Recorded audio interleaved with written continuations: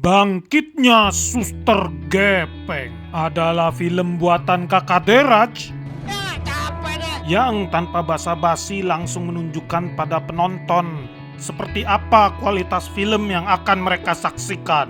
Film dimulai dengan si botak merasa menabrak sesuatu. Gue nabrak apa tadi ya? Selagi berkendara dengan sangat lambat.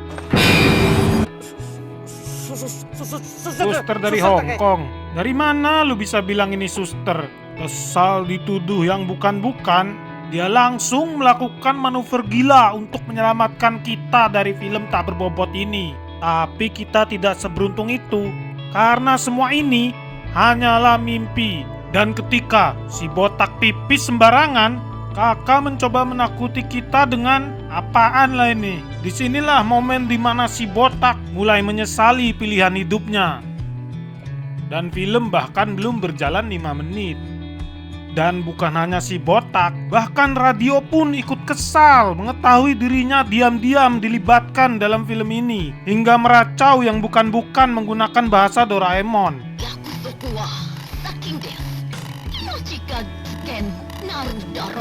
Maka mereka mematikan radionya dan pergi semakin dekat menuju jalan kehancuran.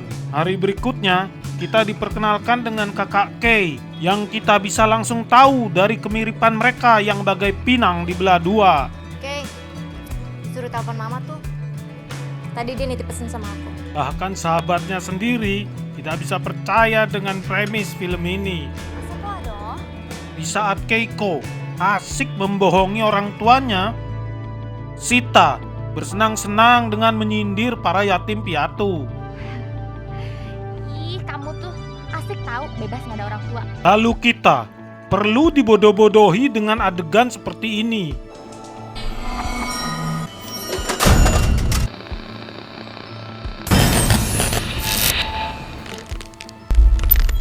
Sambil meniru adegan film lain, si suster juga sekaligus meracau yang bukan-bukan. Sato Hirosuke, kamu harus kembali ke sini. Harus kembali untuk menjemputku. Denger bangke, kalau lu bisa begini, ngapain lu minta dijemput segala? Terus, dari mana rumus badan lu bisa muat keluar dari TV ini? Lalu kita disuguhi adegan kejar-kejaran berkecepatan tinggi dengan diiringi efek suara botol plastik.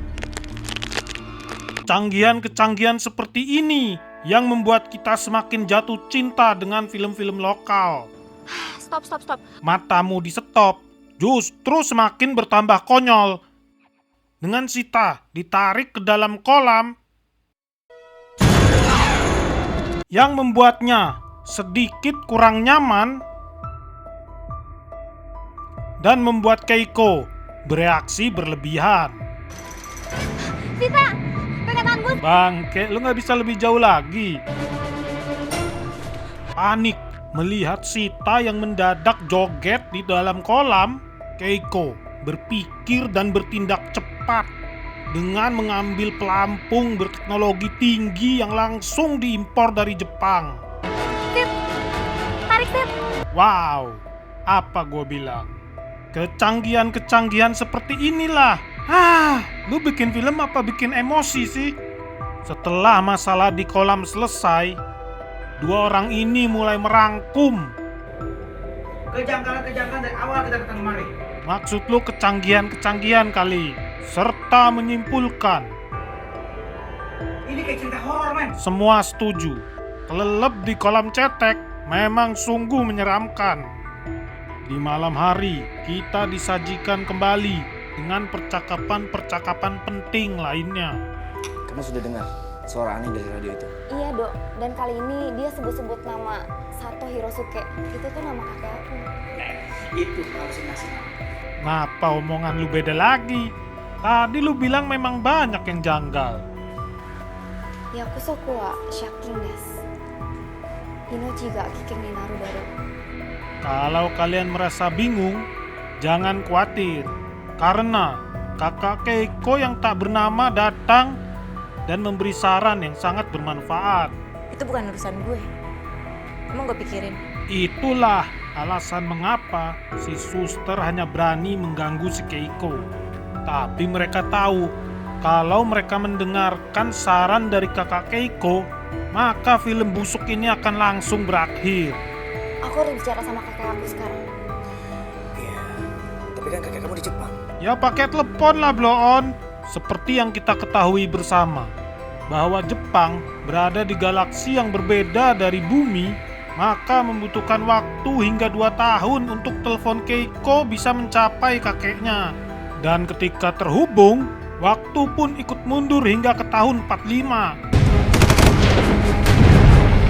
Lalu ada seorang tentara Jepang yang terluka dan dihampiri oleh seorang perawat. Kamu mau menolong saya? Kalau mau menolong, tidak perlu membeda-bedakan siapa yang kita tolong. Siapa yang tidak jatuh hati dengan perawat berhati emas seperti ini? Tapi setelah melihat teknik tingkat tinggi membalut luka di atas pakaian, dia mulai merasa ada yang aneh dengan perawat ini. Sebaiknya lo mengundurkan diri dari dunia keperawatan. Tak berapa lama kemudian, Jepang mendapatkan intel kalau ada seorang suster yang menjadi bagian dari pasukan pemberontak. Kok bisa suster ini ikut dicurigain? Jepang dikenal dengan militer berteknologi tinggi seperti senapan berkekuatan nuklir.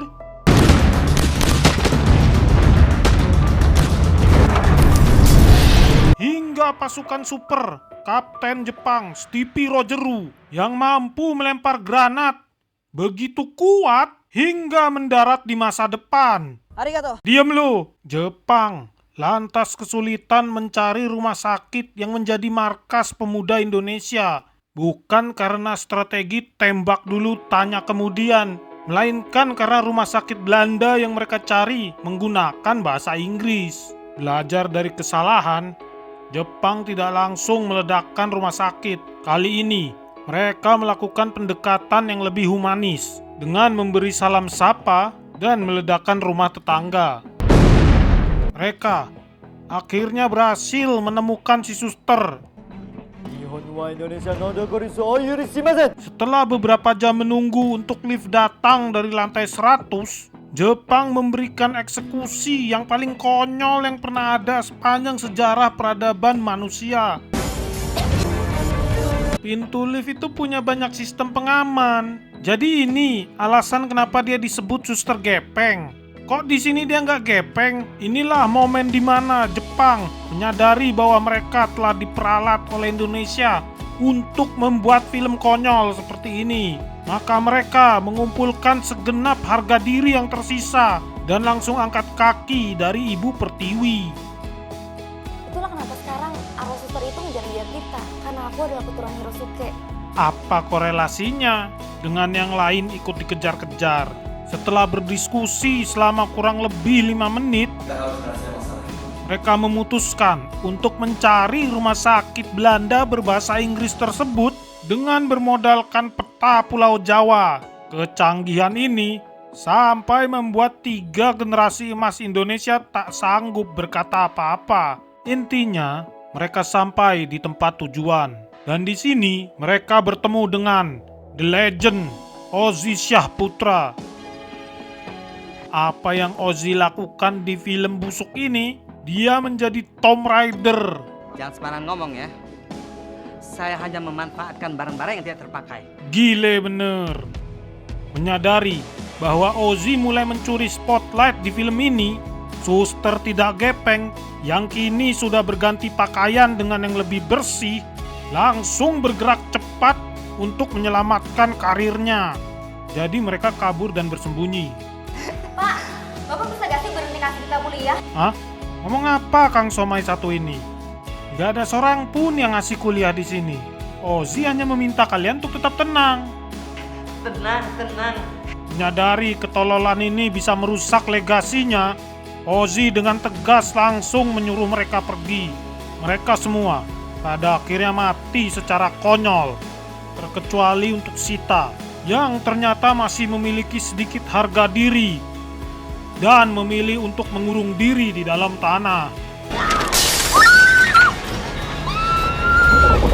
Kalau kalian sama seperti gue yang sama-sama bingung gimana caranya tanah bisa nutup kayak begini, Bersyukur aja, nih film udah mau kelar. Lalu Keiko menantang suster tidak gepeng untuk berduel 1 lawan 1. Keiko dengan sigap menggunakan jurus pemanggil dan memanggil kakeknya. Bukan untuk bertarung, tapi untuk ditumbalkan agar dia bisa selamat.